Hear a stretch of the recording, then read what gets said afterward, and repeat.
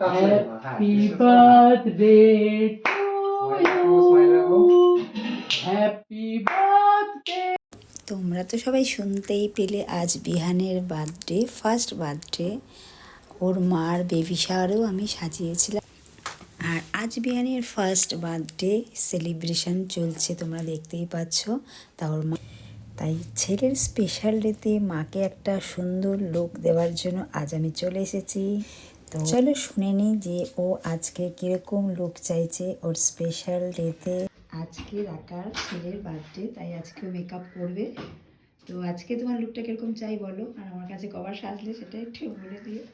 তোমার কাছে তো এই নিয়ে 3বার সাজলাম।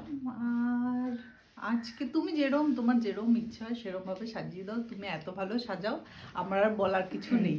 ঠিক আছে, চেষ্টা করছি তোমার মনের মতো লুক দিতে।